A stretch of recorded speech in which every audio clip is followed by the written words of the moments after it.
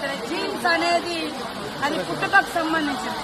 అంటే ఈయనతోటి బీఆర్ఎస్ లో తెలంగాణ వస్తే కొత్త సాంప్రదాయాలు కొత్త విధానాలని చెప్పి వచ్చిన తెల్లారే టీడీపీలో ఉన్నటువంటి వాళ్ళను కాంగ్రెస్ లో ఉన్నటువంటి వాళ్ళను జైన్ చేసుకున్నప్పుడు వాళ్ళు ఏ జైన్స్ అనుకున్నావయ్యా నేను అడుగుతున్నా.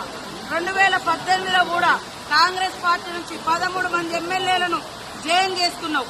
ఇవాళ వాళ్ళ పార్టీ నుంచి రాగానే ఇవాళ రకరకాలు మాట్లాడుతున్నారు. ఫస్ట్ నీ పార్టీలో జైన్ చేసుకున్నటువంటి వాళ్లకు ఏ జీన్స్ ఉన్నాయని నువ్వు జైన్ చేసుకున్నావు. నీకు చిత్తశుద్ధి ఉంటే ఇవాళ కోర్టులో పోయి కొట్లాడుతున్నావు కదా, మరి ఆ రోజు వెంటనే తీసుకొని మంత్రులుగా కూడా చేసారు.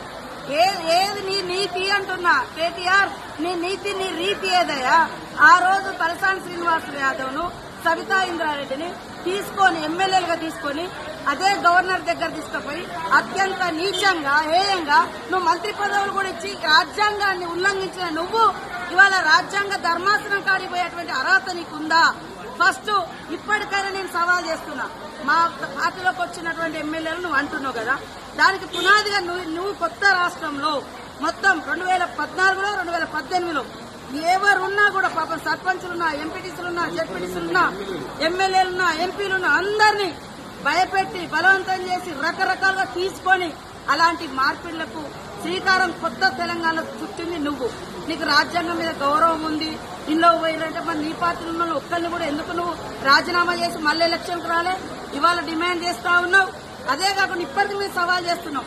మీ పార్టీలో ఇతర పార్టీ నుంచి వచ్చిన వాళ్ళు ఇప్పుడు కూడా గెలుచున్నారు, వాళ్ళని కూడా రాజీనామా చేయించు.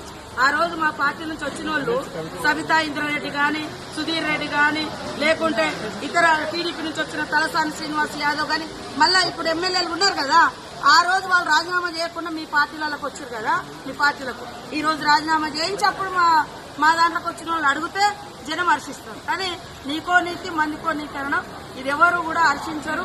కాబట్టి ఆ యూట్యూబ్లు పెట్టుకొని చూపించుకున్నంత మాత్రాన ఎవరు ఏదో పేడి ఆర్టిస్టులతో మాట్లాడిస్తే అది కాదు. కాబట్టి ప్రజలకు తెలుసు నువ్వేం మాట్లాడి, నువ్వు 10 ఏళ్ళు అధికారంలో నువ్వేం చేసినావు పబ్లిక్ తెలుసు.